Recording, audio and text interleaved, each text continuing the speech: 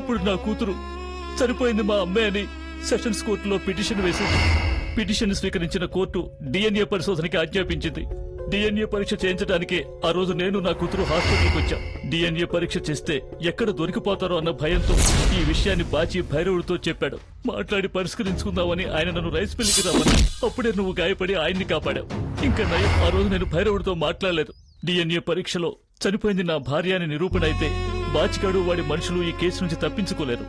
వచ్చే వారం బాచిగాడి మీద ఛార్జ్ షీట్ ఫైల్ చేయమని తప్పకుండా కోర్టు నుంచి ఆర్డర్ వస్తుంది. ఆ ఆర్డర్ వస్తే ఎమ్మెల్యే అవ్వాలన్న వాడి కల నీరు గారిపోతుంది.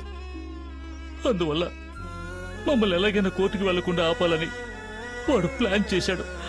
అందుకే నన్ను నా కూతుర్ని చంపాలని మార్కెట్లో తరుముకుంటూ వచ్చారు. అదృష్టం కొద్దీ నువ్వు అక్కడ ఉన్నావు. ఇదేదో చాలా బాగుందే.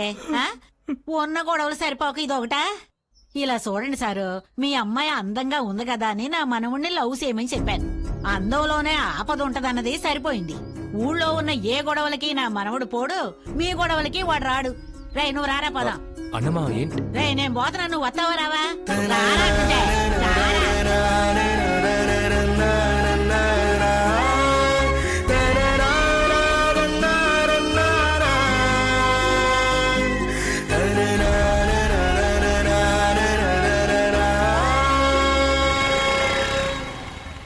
ఏంద్రా ఇద్దరు మొఖం ముడుచుకుని వస్తున్నారు? అసలే నోరు మూసుకుని ఉంటావా? లేదంటే వెళ్లే దారిలో ఏదైనా బావిలో పడేస్తా. నేనేం చేశాను రా? నువ్వు అసలు ఆడదానివేనా? ఊరికే ఉన్న పిల్లని లవ్ చేయించి గొంతు కోయించి నట్టేట్లో వదిలేసి వచ్చినావా? ఏది ఎప్పుడు ఎలా చేయాలో నాకు తెలుసు. నేను చెప్పేది మాత్రం ఈనో. బండి ఎడం పక్క పోని. వసేయ్, ఇప్పుడు అటుపక్కెందుకే? తిప్పమంటే తిప్పరా, మాట్లాడమక.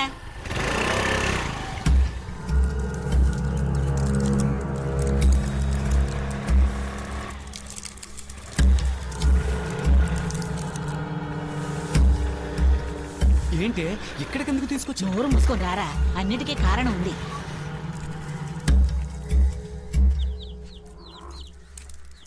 అవును, ఎవరు మీరు? ఏం కావాలి? అదే తల్లి, నీ మొగుడు బాచిలేడా?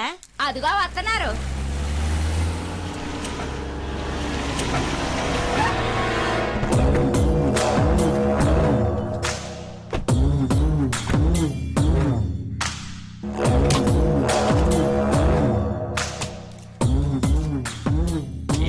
రోజు మమ్మల్ని మార్కెట్ లో కొట్టింది. కోపడకయ్యా, కోపడకు. బాజీ నువ్వైనా చెప్పయ్యా, నువ్వు చెప్తేనే నీ ఓళ్ళు వింటారు. నీ ఓళ్ళని నా మనవడు కొట్టింది తప్పే, నీ కాదంటలేదు. నీ గురించి అడిగి తెలియదయ్యా. నువ్వు పాపం ఆడదని కూడా చూడకుండా గొంతు కోసినాడు కదా. ఇక మీద నీ ఓళ్ళ జోలికి గాని నీ గొడవల జోలికి గాని నా మనవడు రాడు. అంతెందుకు, నీ నేడున్న చోటికి కూడా నా మనవడు రాడు. అందువల్ల వాడిని క్షమించి వదిలేయ్యా.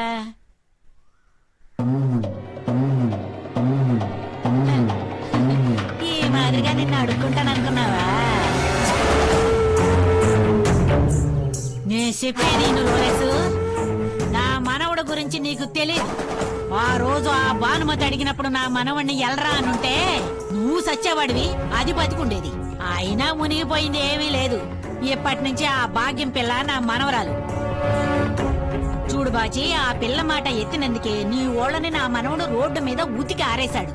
ఇంకోసారి ఆ పిల్ల జోలికి వెళ్ళావనుకో నీ తల తీసి బొంగరంలా తిప్పుతాడు. నీలాంటోడు ఒక్క నేయడానికి 10 మందితో పోతాడు, కానీ నా మనవడు 10 మంది నేయడానికి ఒక్కడే పోతాడు. నేనెందుకు నా మనవడికి రాయుడు అని పేరు పెట్టానో తెలుసా? తన ధైర్యాన్ని మాత్రమే నమ్ముకొని జీవితాంతం బతికి తన ప్రాణాన్నే వడ్డి పోరాడా బుక్కరాయుడు. ఆ మహావీరుడి పేరే నా మనవడికి నేను పెట్టాను.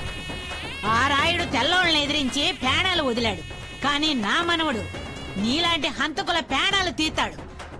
ఏ ముసలే, లోతు తెలియకుండా కాలెడుతున్నావు. రే, కాలెట్టేది లోతు చూడ్డానికే, లోతు చూసేది కూకటేలు పీకడానికి. రే ఇక్సు, కొట్టడంలో 3 రకాలున్నాయి. 1 మాట్లాడక ముందు కొట్టడం, 2 మాట్లాడుతుండగా కొట్టడం, 3 మాట్లాడినిచ్చి కొట్టడం. ఇందులో రాయుడు మొదటి రకం, మాట్లాడక ముందే కొడతాడు.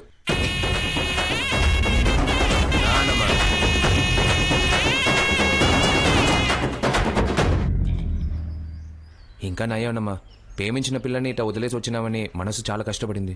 కానీ నువ్వు ఎప్పుడైతే ఆడిని బెదిరించావో అప్పుడే నా ప్రాణం లేచొచ్చింది. ఇప్పుడు నాకు నెమ్మదిగా ఉంది.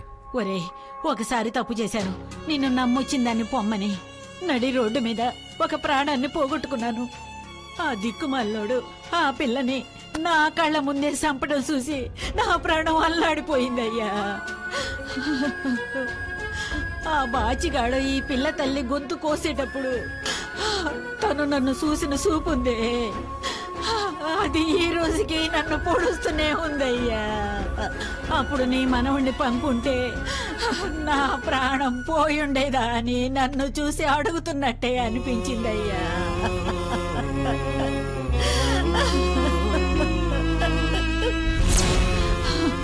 గాజుల కొట్లో నలుగురు చూస్తుండగా వయసు పిల్లను కొట్టేదే అని బాధపడతానే ఉన్నాను. క్షమించమని అడుగుదామని ఆ పిల్ల ఇంటికి వెళ్ళాను. అప్పుడే వాళ్ళ అమ్మతో ఉన్న ఫోటోను చూశాను.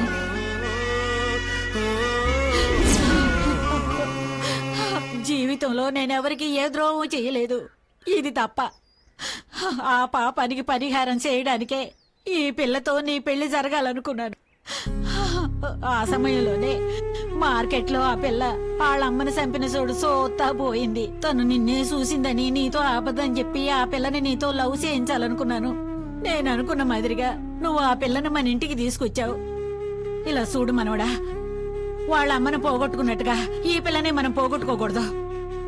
అందుకు తను నీతో ఉండాలా, లేదా నువ్వు తనతో ఉండాలా.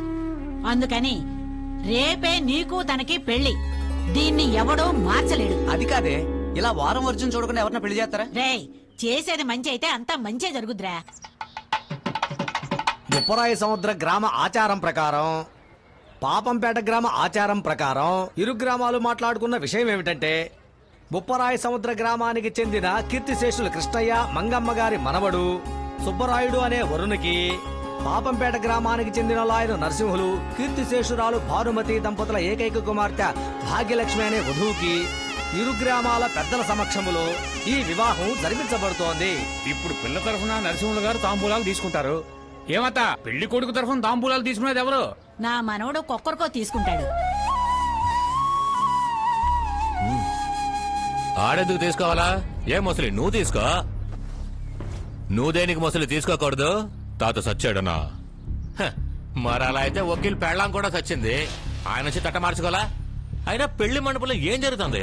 ఆడదానికో న్యాయం, మగాడికో న్యాయమా? బాచే, పెళ్ళంటే శాస్త్రం సాంప్రదాయం ఉంటుంది కదా. ఏందే శాస్త్రం సాంప్రదాయం ఇలాంటి మనుషులకే, అన్నమ్మ లాంటి దేవతలకు కాదు. ఏనాయుడు, నేను చెప్పింది కరెక్టే కదా? గుళ్ళో అలంకారం చేసినా చేయకపోయినా సామి సామే. అది ఎళ్ళి దండం పెట్టుకునే సామి కాదు, ఎప్పుడన్నా దండం పెట్టుకునే సామే. ఇట్లాంటి దేవత గనక నా ఇంట్లో ఉందే అనుకో, పాపం బయటే కాదు పడమర మొత్తం నాదే. ఏందబ్బా రాయుడు చూస్తున్నా, నువ్వు మాట్లాడాల్సిందంతా నేను మాట్లాడుతున్నానా? నిన్న ముసల్ది నీ ఈరత్వం గురించి అంతలా చెప్పిందే. ముసల్దా అది? భద్రం భద్రం.